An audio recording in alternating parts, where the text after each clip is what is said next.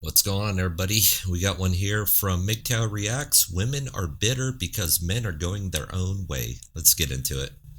So I just did a little video asking men's opinions on dating and whatever. And this right here was such a common response. And if this is how like 80% of men are viewing dating, and my negative aspect on dating and how females view it, because we exactly know that this is going on, that men will pretty much why settle down if they can get cheated on, as opposed to just screwing everyone on the dating apps and not having to put in any time, effort, or pretty much anything that involves an actual long-term relationship. So if men view it this way and then women have their skewed like way of thinking about dating, it's just this vicious negative cycle of dating, and this is why we're all doomed, men and females. Can we change this? This hits on the core issue with modern dating. Men and women are both locked into this negative feedback, like that's what she was saying. Men see no reason to settle down because from their perspective, the effort for a long-term commitment isn't rewarded. So why put in the time? You can easily get what you want with minimal effort with the dating apps. And I get women are going to be frustrated by this, but yet they're also contributing to this cycle. The feminism and hookup culture have led many women to believe that they can have it all, the casual fun now and a serious relationship later. But that's not the case. Can this change? Maybe. But it would require both men and women to reassess their expectations and behaviors, more so on women. Without that, this cycle's just going to continue to go round and around. This is my official announcement that I'm entering my single girl celibacy era because dating is horrendous. It's never worked for me. I've tried meeting people in person. I've tried meeting people through others. I've tried dating people I've already known. I've tried Hinge and Bumble and like all the things. Nothing works. And you know what? No matter what you say, like looking for short term, looking for long term, looking for a life partner, blah, blah, blah, whatever. You know what happens? A man reads that. It goes to the retina, into their brain, and is like casual. No matter what. You could be like looking for a serious life partner to marry next week. Casual. And when I say, apparently, let's go out and do something on Friday, that goes into the man's ear. And the way their brain processes that comes out as, come over to my house and do me on Friday. Sir, I don't need you for that. And that's what your right hand is for. So have at her, Anyway, I'll probably be on the apps next week, but this is my vow of celibacy as of right now. So let's see how that goes. Oh my God. Seriously? This is another good example of what modern dating looks like. It's a cesspool is what it is. But it also highlights why men are opting out or just playing the field. You have women that might be out there looking for a serious connection, but men have adapted to this game that women have created in this casual hookup culture, and this is what it's turned into. It's not about men misinterpreting singles. It's that the dating marketplace is flooded with the options. Women often project a desire for commitment, but with the apps like Hinge, Bumble, Tinder, what other garbage apps that are out there, men aren't looking for that. Why would they when they can just endlessly swipe until they find somebody who wants to hook up with? Her mention of celibacy is telling. Many women tend to take this break, but they usually return right back to the same cycle because deep down they're still seeking that validation. So this vow of celibacy is a temporary solution to a bigger problem. I'm just gonna come out and say it, and I'm gonna get a lot of hate for it. Men aren't men anymore. They're not. They're these little wimpos. They're these little running around wimpos in this world. Man up. Man up. So this is just like a for instance, and there's so many instances, and this is in so many aspects of life that men aren't men. So a guy wanted to take me out, and then he was like, so you gonna cook dinner for me the first time we hang out? No. What do you think this is? No. I swear, they don't want to make the plans. They want to take the easy way out. They want to have drinks, get the job done, do the sex. That's what they want. They want easy. They don't want to work for it, and they're not freaking men anymore. And I don't care what you say. You're not gonna change my mind. If you're a guy and you want to take a girl out, this is where I'm taking you. This is what we're doing. You make the plans. What do you want to do? None of that bullshit. Make the plan. Make it be great. Show her she's special. And man,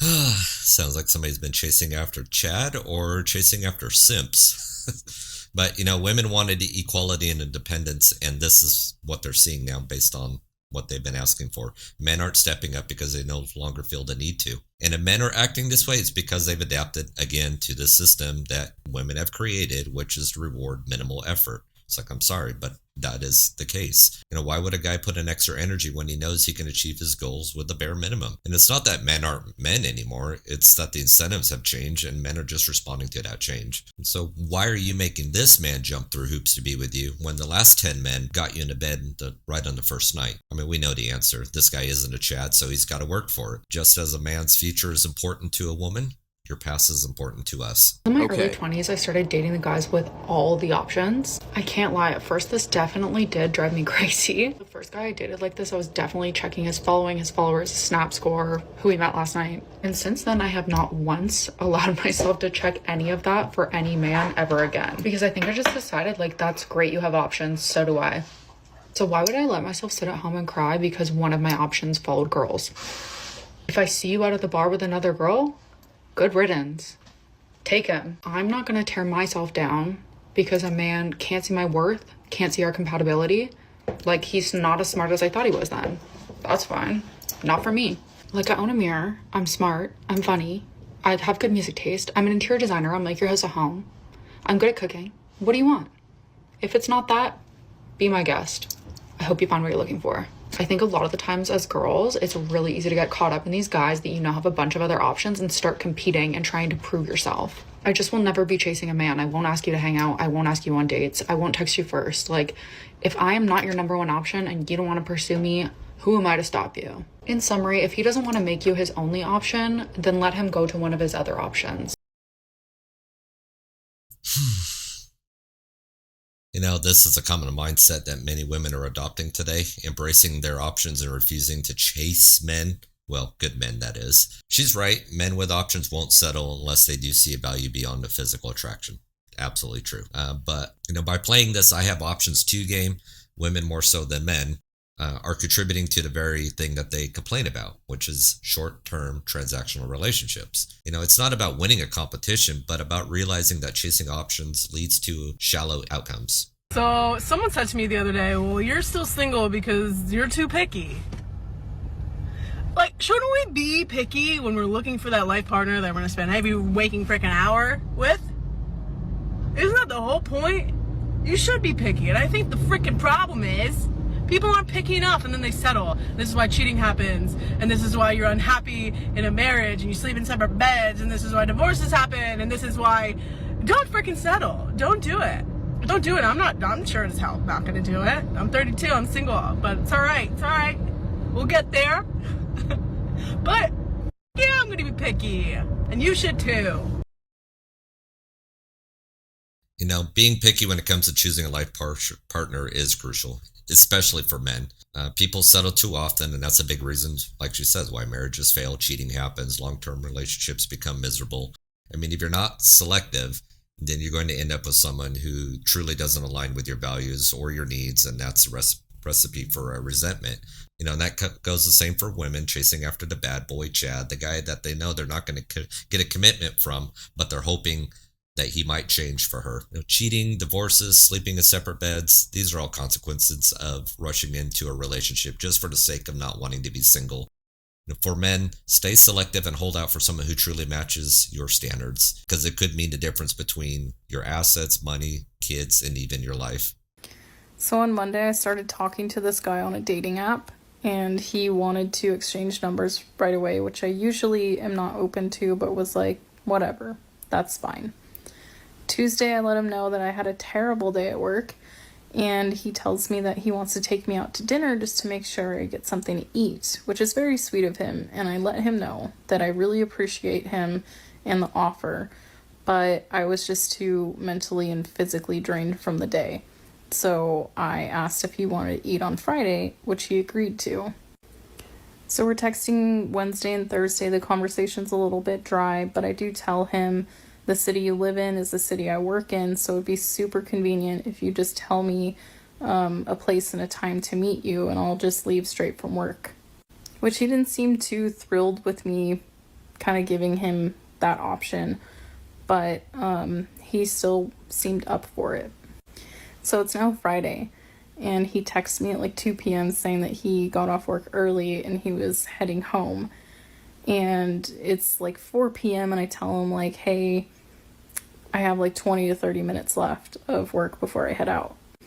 Then he tells me he had a really big lunch and that he's not all that hungry, so he offered for me to come over and watch a movie with him before we go out to dinner.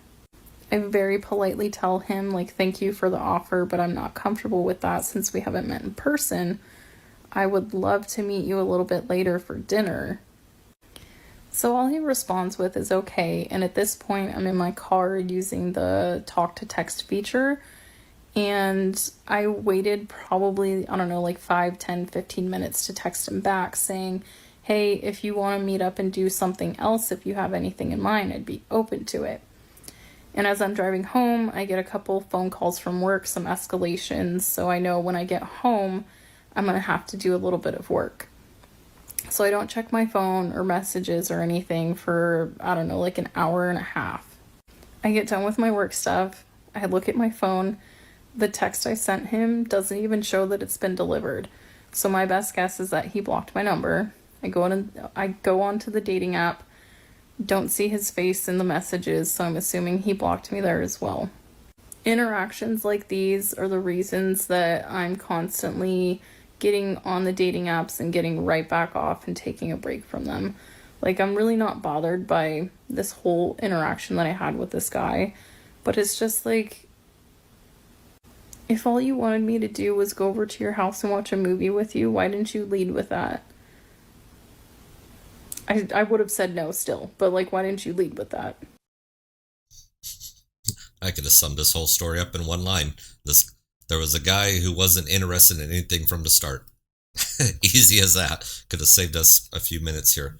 But, instead of the guy being upfront with what he wanted, he pretended to be sweet and considerate, and then later on reveals his intentions. He didn't want to invest the time or the effort in an actual date. This was just an easy way to get you over to his place. And who you were talking to was Chad Thunderstick with options. That's all. But this becomes a problem with a lot of dating apps, especially with the interactions.